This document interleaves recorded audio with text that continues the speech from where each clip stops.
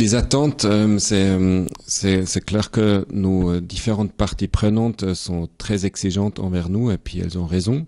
Je pense par exemple aux donateurs privés, aux donatrices privées qui nous confient leur argent qu'ils ont gagné auparavant pour justement mener à bien notre mission. Donc nous avons évidemment d'abord un devoir de professionnalisme, un devoir d'exemplarité dans l'accomplissement de notre mission. Donc ça, c'est clairement une attente que nous avons. Là, j'ai parlé des donateurs privés, mais c'est évidemment aussi l'attente des bailleurs étatiques. Et c'est aussi l'attente des personnes avec qui nous travaillons, donc qu'on appelle parfois les bénéficiaires. Donc tout ce que nous faisons, on le ferait pas si c'était pas utile pour les personnes avec qui nous travaillons et puis qui attendent de nous évidemment un service professionnel et puis un service qui est fiable à 100%. Donc ça, au niveau des attentes, je pense que nos parties prenantes attendent aussi de nous que nous sommes là sur la durée, donc qu'on n'arrive pas dans un pays, pendant un an on met quelque chose en place et puis après on part. Donc en général, notre engagement est vraiment sur la durée, aussi longtemps qu'il le faut. Après, on ne veut pas se substituer évidemment aux organisations locales, aux autorités locales. Donc évidemment, quand il n'y a pas besoin de nous, on n'insiste pas pour rester. Et puis c'est d'ailleurs notre souhait, c'est qu'un jour il n'y a plus besoin de nous. Parce que voilà, normalement dans une société inclusive telle qu'on l'a abordée tout à l'heure, il devrait même pas avoir besoin de nous, mais aujourd'hui malheureusement il y a encore de nombreux contextes où il y a ce besoin-là. Le message que j'aimerais transmettre aux téléspectateurs, jeunes peut-être qui voudront travailler aussi dans l'humanitaire, aux jeunes qui veulent se lancer dans l'humanitaire.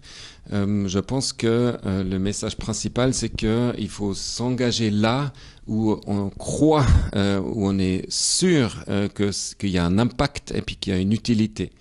Donc je pense que c'est ça un peu le premier postulat et puis c'est ça qui m'anime moi encore aujourd'hui après toutes ces années de continuer le combat. Donc je pense qu'il faut avoir la foi et la conviction qu'on fait ici quelque chose d'utile.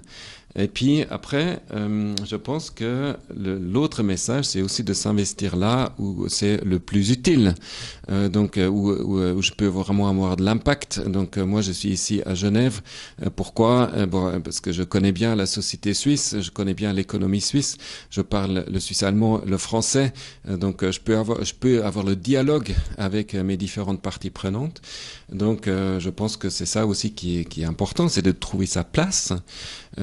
Et puis après, un jeune qui veut s'engager aujourd'hui dans le travail de la solidarité internationale, je pense que c'est extrêmement utile dans un monde qui se remet en question, qui remet en question les valeurs profondes des droits humains, de l'inclusion, justement la participation de chacun.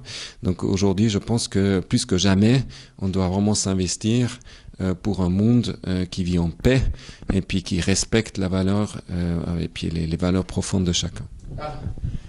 Merci beaucoup, Monsieur Daniel Sundalang, d'avoir répondu à nos questions. Merci à la grande équipe qui travaille d'arrache-pied pour que cette émission se passe dans de très bonnes conditions. Merci à toi, Janine Eyal et la crème de crème. Merci à toi aussi, Tong. Merci aussi à toi, Henri Noël Mboutavokia, immortel, les réalisateurs de cette émission. Vous êtes très nombreux pour nous suivre sur la chaîne de référence Antenne A. Vous nous suivez de partout à travers le monde entier. Donc, nous avions réussi tantôt, comme je venais de dire tout à l'heure, le directeur Daniel Sundalang, le directeur des handicaps international suisse, cette très très grande organisation qui nous a permis pour que nous puissions bien sûr parler de cette situation d'handicap et surtout que c'est un travail énorme vraiment qu'il est en train de avec son équipe bien entendu, donc parce qu'il travaille pas seul, il a toute une équipe là qui sont en train de travailler pour un monde plus inclusif. Merci à vous tous qui nous avez suivis et nous on va encore se retrouver prochainement pour le prochain numéro. Jusque-là, restez bien. Bye bye.